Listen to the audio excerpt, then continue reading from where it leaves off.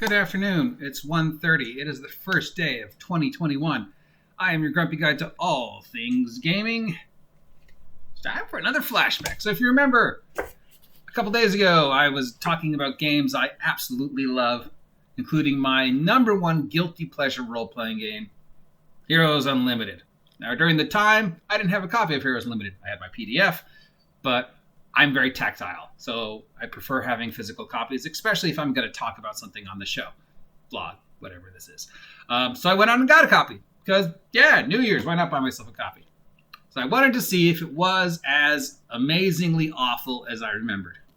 And one of the main selling points I keep selling about Heroes Unlimited is how well they describe things. Even if you never play the game, I postulate that just the descriptions of things alone you could use for other games, especially the powers. I've played lots of superhero role-playing games, and I can't recall one that does such a in-depth job of describing each and every power and what all the options each power has.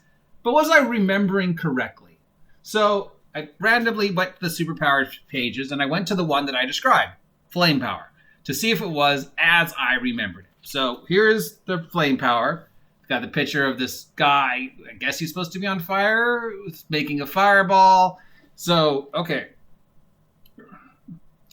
So this is actually its ultra physical structure fire. So this is more like the Human Torch kind of thing. But still, all right. So it's 1, 2, 3 pages, not counting the art. Let's get rid of the art and say it's a page. All right. So continuous bolt of flame. Can shoot a bolt of flame from his hands or fingertip like a flamethrower. Range 12 feet, damage 2d6 plus a d6 per level, blah, blah, blah, blah. Can create a ring of fire. Can create a fireball. Can create a fireball. Can create a wall or circle of flame. Okay. Deadly effects of flame. So here we go.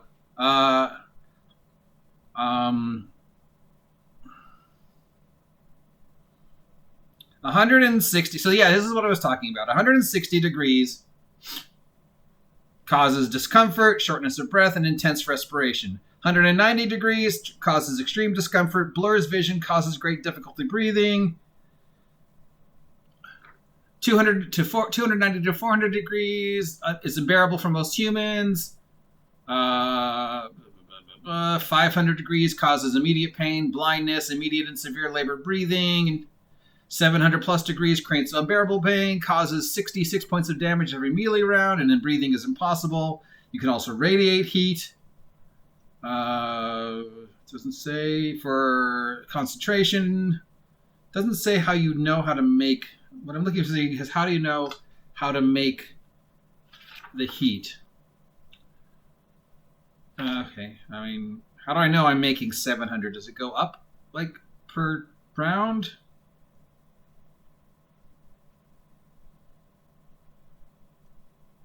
Okay, so the super beam can radiate heat and increase the temperature by 50 degrees every melee. Thus, within a few mirrors, the character can generate heat so stifling they can even in entering the area causes pain and discomfort. So 50 degrees per round. So starting, I guess, at 50 degrees and going up. So knowing that, the bare minimum is 140 degrees, so it's 50, 100, and 150. So 3 rounds, 3 melees, I could get it up to 140. Okay, then we have the things like the natural flame armor, previous to fire, you can eat fire, you can fly possibly fire, intense cold and stuff can affect you. Turning into flame makes walking and touching normal surroundings extremely dangerous. So there's always a set threat of setting objects and buildings and stuff on fire. So 20% vehicles, 45% wood, 66% abandoned dwellings, 60% old dry wood, 65% dry grass, 70% typical home, blah, blah, blah. So yes, my example was the system tells you exactly how much you could do with your power. So if you wanted to know, could my character cook a turkey?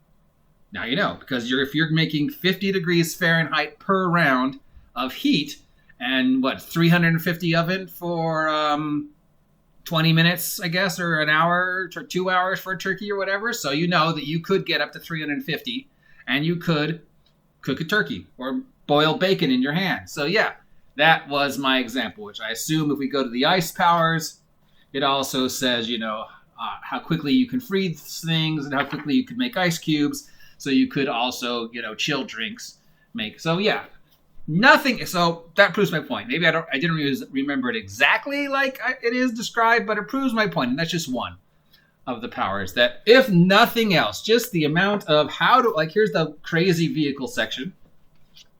And here's the crazy magic section. And just look at this. And even though it is horribly organized, just the amount of pure, raw, random information about powers and abilities you don't really need to know. But they put it in because at some point in time, somebody wanted to know, can I make that much heat?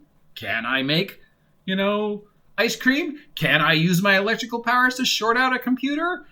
How many fish can I actually control and what can I get them to do? How much money do I need to build? Oh, here's the bionics section. How much money do I need to build stuff? So yeah, and plus just the great art. Just the great classic 80s comic book before Rob Liefeld. Look at that guy. Blah, art. Yeah, so that is what I love about this game. It's horribly edited, horribly laid out. The system makes no sense whatsoever. It should either be a D system or a percentile system, not just bits and pieces of both.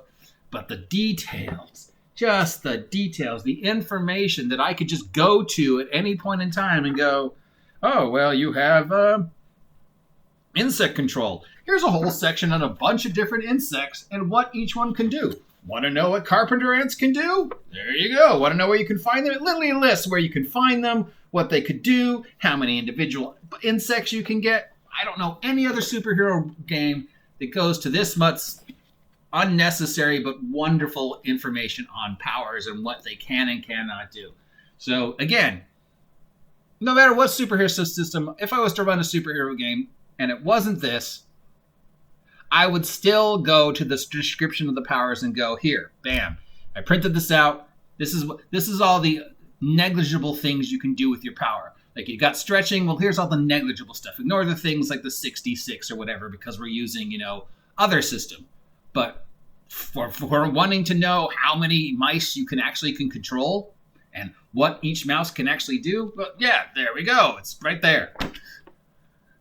Great resource. One edit playtest away from being a great role-playing game.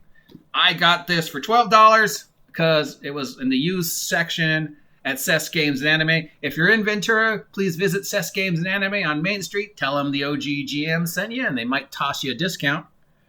Till next time, please subscribe to my vlog if you haven't yet. Help me hit 500 subs by August 4th. It helps you know what's going on, and it helps me know what you want to see. I will talk to you later. Yeah, I've got ice powers. Ice cream's on me.